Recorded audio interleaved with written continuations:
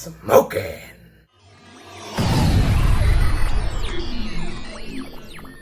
The Mask is a 1994 comedy starring Jim Carrey as Stanley Ipkiss, a down-on-his-luck bank teller and cartoon enthusiast who wants nothing more than to be noticed. When he discovers an ancient tribal mask, his world is about to change, for when he wears the mask, he transforms into a green-faced live-action cartoon character known only as The Mask. Smoking! You know, some people love him, some people hate him, but Jim Carrey, man, that guy is a character.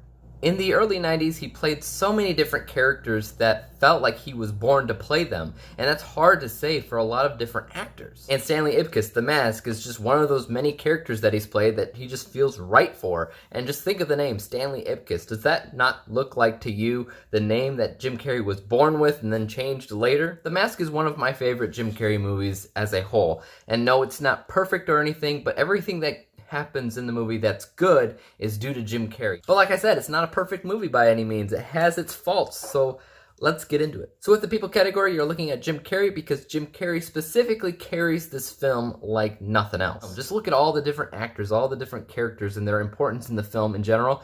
It's barely there. They blend into the background. Their importance is basically nothing. Even Cameron Diaz, who has her first appearance in a movie ever in this movie, not the most memorable character in the world. She's just there for her looks and that's it. But Jim Carrey takes all that mediocreness and he makes it his own, and he makes this movie incredibly iconic, incredibly memorable. It's very difficult to talk about acting, because when you're looking at the movie, you're not immediately thinking, ooh, phenomenal performances by any means.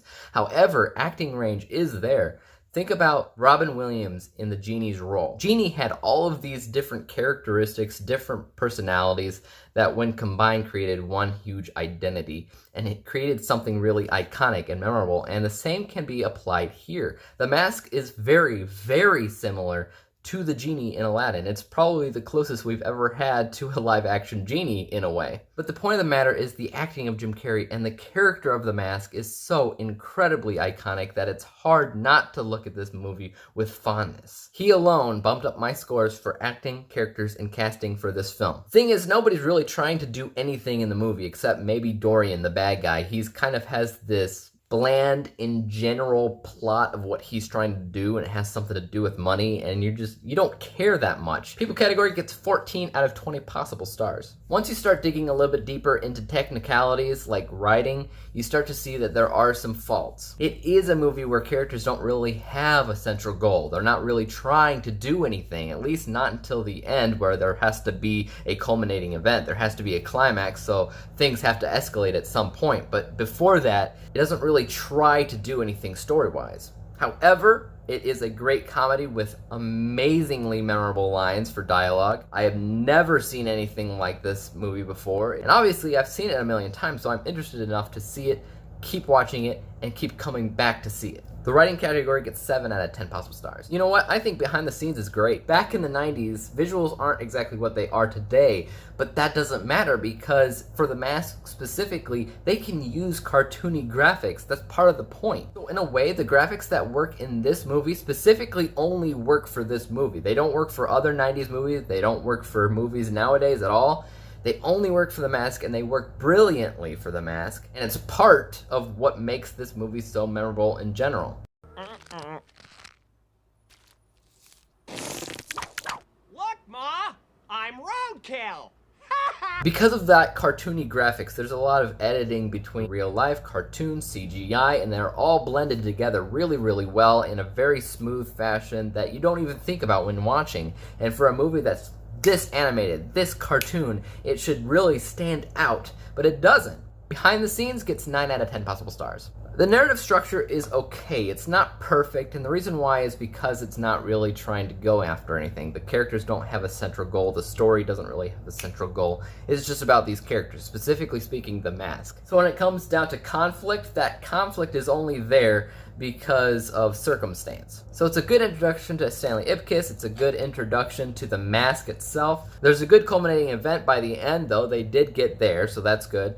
And as for the following action, it calms down but does not return to a new sense of norm by any means. Only maybe an idea, but that's all you get. The narrative structure gets 7 out of 10 possible stars. Is it entertaining? Yes, it is. This gets glowing remarks from me. 10 out of 10 possible stars. Would I rewatch this movie? Of course, and I have a million different times because I do have a good experience with it. Would I consider owning it or buying it? I have done both. This is a movie that I would talk about, recommend, discuss, whatever. Yes, if I hear somebody says they've never seen The Mask, I usually come up to them and I say, what's wrong with you?